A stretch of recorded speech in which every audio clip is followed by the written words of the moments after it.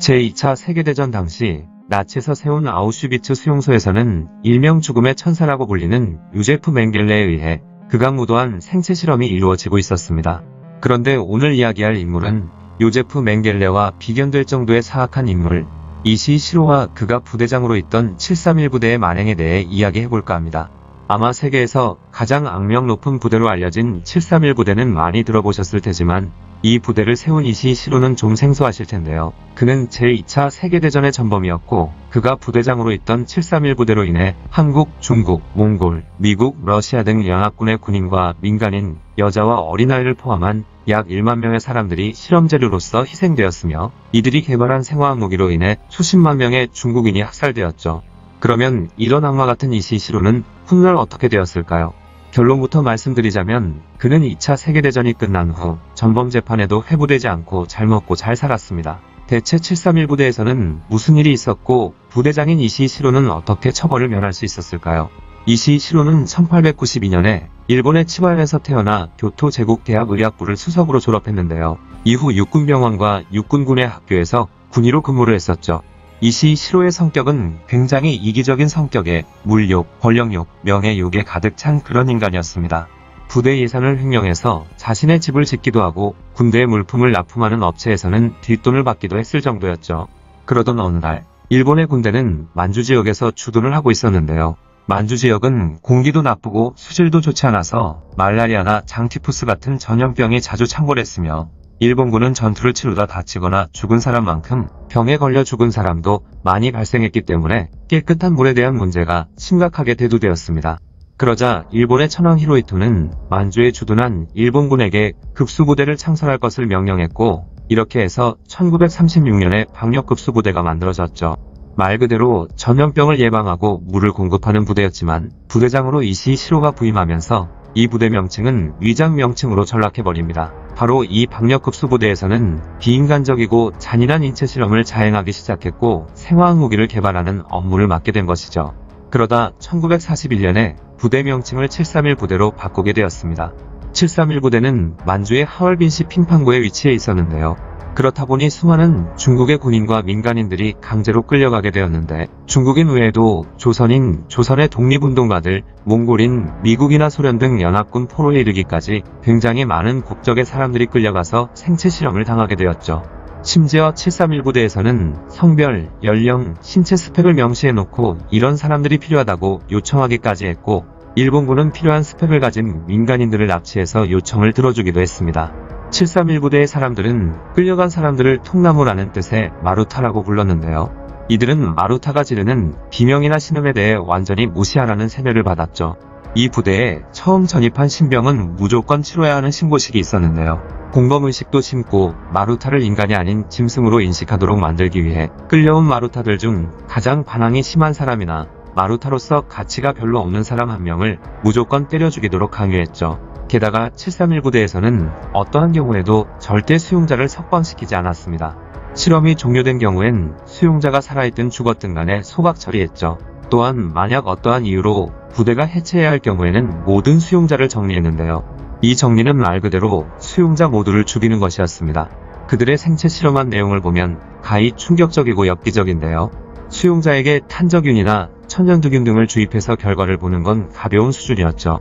그들은 살아있는 사람을 마취도 없이 그대로 해고해서 내장을 빼내기도 했고 심지어 동물의 내장과 교체를 하는 실험도 했습니다. 또한 총기의 관통력을 테스트하기도 했는데요. 살아있는 사람을 팬티만 입힌 조, 평상복을 입은 조, 겹겹이 방한복을 입은 조로 나누어 총을 쏴버리기도 했죠.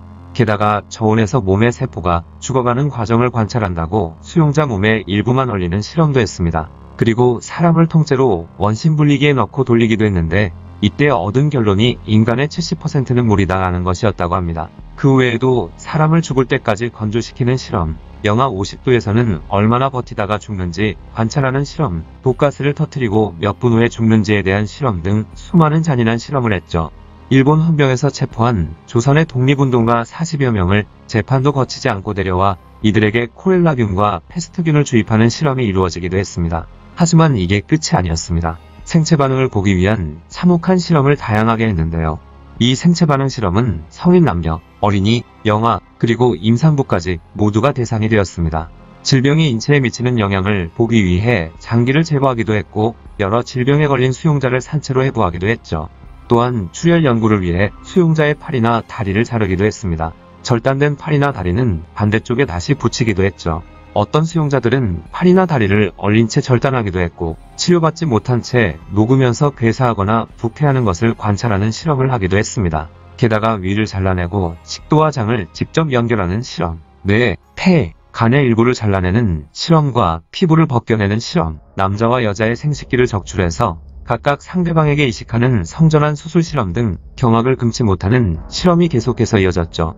그 밖에도 수용자들을 다양한 거리에 위치시켜 놓은 뒤 수류탄을 터뜨려 수류탄의 살상력을 알아보는 실험과 인간을 대상으로 한 화염방사기 실험 등을 하기도 했습니다. 또한 성병에 대한 연구를 하기 위해 남녀 수용자들을 서로 깜깜하게 해서 매독, 임지를 감염시키는 실험을 하기도 했으며 수용자들에게 배급되는 만두에 세균을 집어넣고 급식을 한 뒤 관찰하는 실험이 이어졌죠. 그 외에도 숨막혀 죽을 때까지 걸리는 시간을 알아보기 위해 수용자를 목매달기도 했으며 사람 신장에 말의 소변을 주입하기도 했고 물과 음식을 주지 않고 얼마나 사는지에 대한 실험도 했습니다.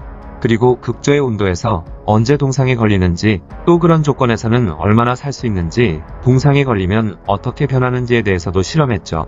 또한 동물의 혈액을 인간에게 주입한 뒤 그 효과에 대한 실험도 했습니다. 윤동주, 송몽규가 당했을 거라는 추측이 있는 생리식염수가 얼마나 혈액을 대체할 수 있는지에 대해 알아보기 위해 사람에게 식염수를 주사한 실험도 있었죠. 그중 가장 잔인하다고 할 수 있는 실험은 바로 모성애 테스트인데요. 이 실험은 일명 프라이팬 룸 모성애 실험이라고 불렸습니다.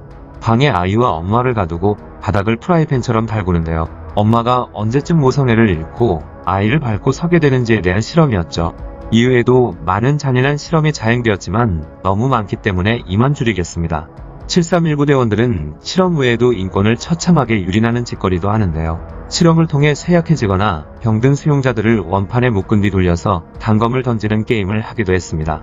이때 신체 부위에 점수를 매겨 1등을 한 사람이 돈을 따는 등의 도박도 했죠. 그러던 1945년 8월 9일 일본이 주둔하고 있던 만주를 소련이 공격을 했는데 이에 7.3 부대 역시 철수 명령을 받았습니다. 이 끔찍한 실험을 자행했던 부대원들도 이게 얼마나 심한 만행이었다는 걸 알고 있었는지 바깥에 알려지지 않도록 모두 일명 정리를 하기 시작했습니다. 공병대가 투입되어 주요 건물들을 폭파시켜버렸고 당시 살아있던 마루타들 또한 모조리 죽였으며 실험 결과가 기록되어 있는 문서들만 가지고 일본으로 도주했죠. 그러다 결국 일본 제국이 망하게 되면서 전범 재판이 열리게 되었는데 7.3 부대원들 또한 체포되어 신문을 받았는데요. 이들이 막대한 실험 자료를 가진 걸 알아챈 미국에서는 이들을 감싸기 시작했습니다. 미국이 커버를 쳐준 덕에 이시 시로를 비롯한 7.3 부대원들은 실험에서 얻은 자료들과 연구 성과들을 미국에 제공하고 러시아에는 넘겨주지 않는다는 대가로 그들 대부분은 그들이 지은 잔인한 죄에 대한 어떠한 처벌도 받지 않았죠. 그리고 미국 국무부는 이시 시로 등 7.3 부대원들이 가진 세균 실험 자료를 얻기 위해 당시 더글러스 맥아더 미국 주일 최고사령관에게 이시 시로와 동료들의 전쟁 범죄 책임을 묻지 않아도 된다 라는 지시를 하기도 했습니다. 또한 미국은 소수의 미국인이 생체 실험을 당해서 희생됐을 때는 그 관련자들을 조사하고 처벌도 했지만 7.3 부대에서 생체 실험을 행한 가해자인 이들은 전혀 처벌하지 않았죠. 뿐만 아니라 7.3 부대원들을 돈을 주고 실험연구원으로 고용을 하기까지 했습니다. 미국이 연구 결과에 눈이 멀어 전범에게 면죄부를 줘버린 탓에 잔인하게 희생된 사람들만 죽어서도 눈을 감지 못하게 되는 비극이 되어버렸고 이는 미국이 난징대학살이나 만주사변, 위안부 문제 등과 달리 7.3 부대에 대한 이야기가 나오면 최대한 말을 아끼는 이유이기도 하죠. 이후 이시 시로는 미국의 포트 데트릭 생물무기 고문이 되어 생물학 무기 개발에 참여하기도 했고 지속적으로 미국 측에 각종 데이터와 자료를 제공하기도 했습니다. 그렇게 평생을 잘 먹고 잘 살다가 1959년 10월 9일 이시 시로는 67세의 나이로 도쿄에서 암으로 세상을 떠나게 되었죠. 이후 일본 정부는 계속해서 7.3 부대의 참혹한 학살에 대해 부정을 하다가 2002년 8월에 도쿄지방법원은 7.3 부대의 존재와 범죄 사실 일부를 인정하기도 했습니다. 또한 이후로도 7.3 부대에 대한 극비 문서가 계속해서 발견되고 있죠. 그리고 7.3 부대에 남겨진 건물은 전쟁이 끝나고 난 후 중학교로 사용되다가 2001년부터 일제의 만행을 고발하는 전시관으로 쓰이고 있습니다. 일제시대에 일어난 일본의 잔혹한 만행은 파도 끝이 없는 것 같네요. 어떻게 이렇게까지 타압할 수가 있을까 싶은 이시 시로와 7.3 부대에 대한 이야기였습니다. 1923년 9월 1일 오전 11시 58분, 일본 관동 지역에서 규모 7.9의 강력한 지진이 발생합니다. 그 이후로 12시 1분에 규모 7.2의 여진이, 그리고 12시 3분에 규모 7.3의 여진이 발생했죠. 게다가 이 무지막지한 지진은 약 5분간 계속되었습니다. 이틀 동안 계속된 규모 6 이상의 지진은 무려 15번이나 일어났고, 이 지진으로 인한 피해는 상상을 초월했죠. 이로 인해 20만여 가옥이 부서지거나 불탔고 14만여 명이 죽거나 실종되었으며 치안도 불안해 사회 전체가 혼란스러운 상황이었습니다. 일본 사람들은 황궁 앞으로 몰려가 대책을 세우라고 난리를 쳤는데요. 일본 내무성은 계엄령을 선포하고 각 지역의 경찰서로 치안 유지에 최선을 다하라는 지시와 함께 조선인들이 방화와 폭탄 테러, 강도 등을 하고 있으니 주의하라는 내용까지 보냈죠. 이 황당무계한 내용의 지시는 바로 유언비어를 퍼뜨려 화가 난 민심을 모두 조선인들에게 돌리려는 것이었습니다. 이런 유언비어를 처음 조작한 인물은 미즈노 렌타로라는 일본 내무대신으로 조선인 학살을 주도한 인물이었죠. 이 지시는 일부 신문에 실렸고 유언비어까지 더해진 결과 지진을 틈타 사회주의자들과 조선인이 폭도로 돌변해 불을 지르고 국가방위시설과 주요 인사들에게 폭탄을 던지려 한다. 또한 일본인들을 습격하고 약탈까지 한다. 라는 어처구니 없는 괴소문이 되어 일본 각지로 퍼지게 되었죠. 괴소문은 퍼지고 퍼지면서 다른 소문까지 더해지며 조선인이 우물에 독을 탔다. 조선인들이 독이든 만두를 나눠주고 있다. 조선인들이 일본의 지진이 나게 하는 저주를 퍼부어서 지진이 났다. 라는 소문이 급속도로 퍼지게 되었습니다. 지진이 난 후 2시간이 지난 9월 1일 오후 3시경 조선인들이 불을 지르기 시작했다. 라는 소문이 돌기 시작했습니다. 다음 날인 9월 2일 오전 10시경에는 조선인의 습격이 있을 것이다. 어제의 화재는 조선인의 방화와 폭탄 투하 때문이다. 라는 소문이 퍼졌고 그날 밤 일본의 극우들은 조선인들이 쳐들어올 것이니 여자와 어린애들은 빨리 피난시켜라. 조선인들을 피해 다녀라. 라고 외치며 길거리를 돌아다녔다고 합니다. 지진 이후 발생한 방화, 사망 등의 사건이나 사고들이 점점 조선인의 탓이 되어가기 시작했죠. 그러자 불안감에 사로잡힌 일본인들은 우익들의 선동을 당해 조선인들에 대한 분노와 두려움에 휩싸여버렸습니다. 그래서 일본인들은 죽창, 몽둥이, 도끼, 일본도, 총기 등으로 무장한 자경단이 결성되었고 이들은 곳곳을 돌아다니며 사람들을 검문하기 시작했죠. 그리고는 조선인이다 싶으면 가차없이 죽였습니다. 일단 조선의 옷을 입고 있는 사람들은 바로 찌르거나 때리거나 베거나 해서 살해했죠. 거기다 태우기도 했고 여러 명을 묶어서 강물에 던져버리기도 했습니다. 조선인 여자들은 강간을 한 뒤 죽였죠. 또한 자경단은 길거리에 바리케이트를 치고 조선인들을 색출하기 시작했는데요. 일본인과 조선인을 구별하기 위해 많은 방법을 사용했습니다. 기미가요나 도도이치를 불러보라던가 일본어 자음 오음을 배열해보라던가 이런 식으로 일본인들만 알만한 것을 시켰을 때 하지 못하거나 더듬으면 조선인으로 여겨 참혹하게 살해했죠. 또한 조선인 구별 방법으로 사용된 가장 유명한 방법은 바로 주고엔 고주센이라는 말을 시킨 것인데요. 이는 미묘한 억양 차이로 조선인들이 발음하기 힘들었던 일본말을 시켜서 조선인을 색출하기 위한 것이었습니다. 하지만 당시 일본의 관동지방과 관서지방의 일본인들 억양도 약간의 차이가 있어서 이때 수많은 일본인들도 죽임을 당했고 일본에 있던 중국인들 역시 그러했죠. 살기 위해 경찰서로 도망친 조선인들도 있었습니다. 그러나 자경단에 의해 밖으로 끄집어내져 무참히 살해당했죠. 하지만 일본 경찰들과 계엄령에 의해 출동한 일본군은 자경단의 학살을 못 본 척하거나 심지어는 동참하기도 했습니다. 시간이 지날수록 자경단의 규모는 통제가 불가능할 정도로 커졌죠. 도쿄에 흐르는 강이 조선인들의 피로 붉게 물들었을 정도였습니다. 이런 조선인 학살 사건은 조선 총독부에 의해 조선에서는 제대로 보도조차 되지 않았고 훗날 재경위 학생대회에서 처음 알려지기 시작했죠. 그러자 조선인들이 이 학살 사건에 관심을 보이기 시작하자 일본에서는 조선인들의 폭동행위 때문이다, 조선인들의 강도와 강간, 방화 때문이다 등 모든 건 조선인들 때문에 일어난 사건이라고 발표했습니다. 그러다 이후 일본 정부는 조선인들에 대한 이런저런 소문들이 유언비어임을 공식적으로 발표했고 경찰과 군인들에 의해 자경단은 해산되었죠. 당연하다면 당연하겠지만 경찰에서는 자경단 일부를 연행한 뒤 조사한 결과 증거 불충분으로 석방되거나 손방망이 처벌에 그쳤습니다. 대한민국 임시정부에서는 독립신문 1923년 12월 5일자에 이때 학살당한 조선인은 6,661명이라고 주장했는데요. 정확한 피해자 수는 아직 밝혀지진 않았지만 정확한 사실은 이날 엄청나게 많은 조선인들이 학살당했다는 것이죠. 이 사건은 훗날 관동대학살이라고 불리게 되었습니다. 그런데 오오카와 츠네키치라는 경찰서장은 조선인을 보호했고 계엄 출동한 일본군은 자경단을 공격해 해산시키고 살해당하기 직전에 조선인을 구출한 사례도 일부 존재한다고 하죠. 러일전쟁을 승리로 이끌었던 아키야마 요시우루도 조선인들이 그런 짓을 할 리가 없다. 유언비어에 휘둘리는 건 정신력이 약해서이다. 라며 사람들에게 훈시를 하기도 했습니다. 극우파이자 사회주의자였던 기타이키는 독립운동가 과교를 피신시키기도 했죠. 그 참혹했던 현장에 그나마 정상이던 일본인도 있긴 있었나 보네요.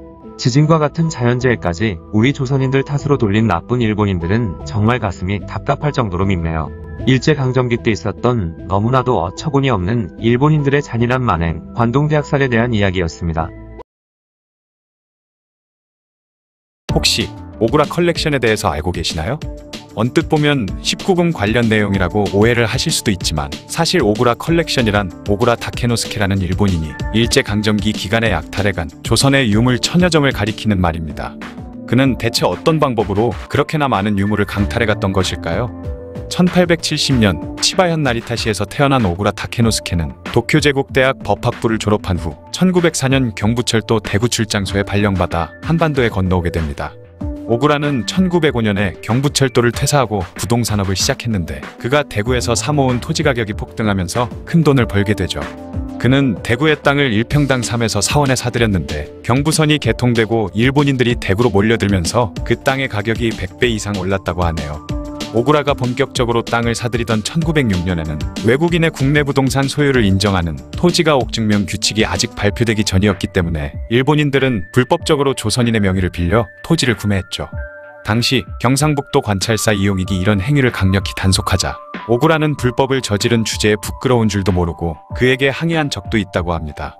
부동산 투기로 큰 돈을 번 오구라는 전기사업에도 뛰어들게 되는데 여기서도 큰 성공을 거두면서 다른 전기회사들을 합병한 결과 조선의 전기왕이라는 별명까지 얻게 되죠.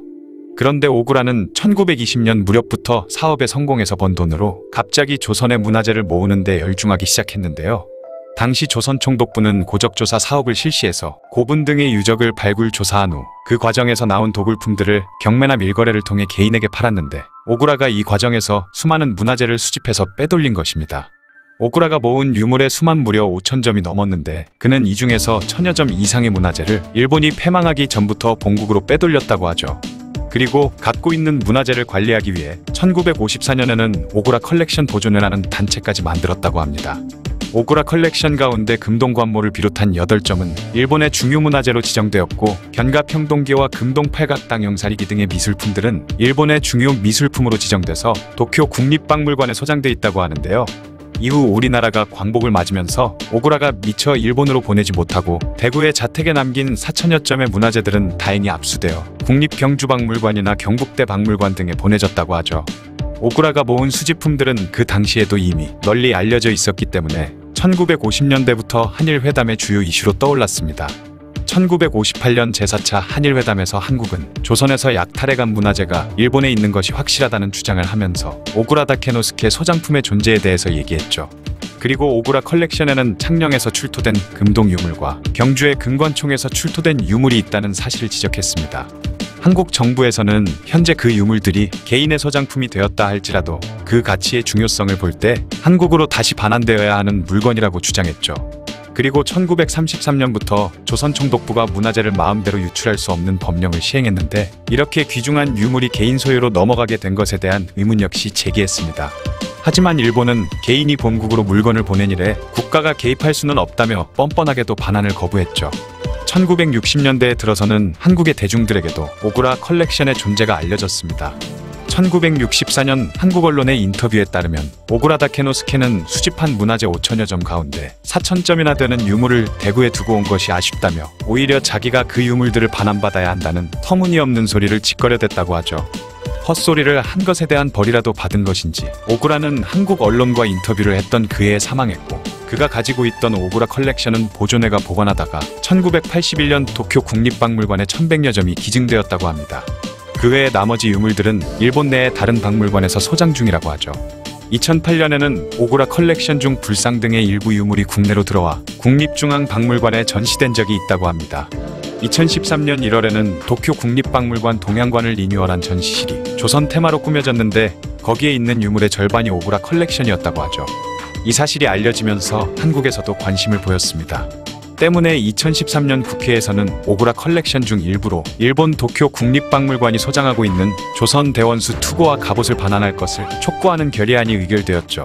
2014년 한중일 문화장관회의에서는 한국이 일본의 문화재 반환 협력기구 창설을 제안하며 오구라 컬렉션의 반환을 거론하기도 했습니다.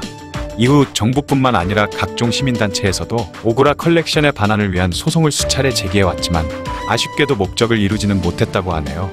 지금까지 일본인이 강탈해간 우리의 문화재 오구라 컬렉션에 대한 이야기였습니다. 영상을 봐주셔서 감사합니다. 더 재미있고 유익한 영상으로 다시 찾아뵙겠습니다. 구독과 좋아요 꾹 눌러주시고 댓글도 부탁드려요.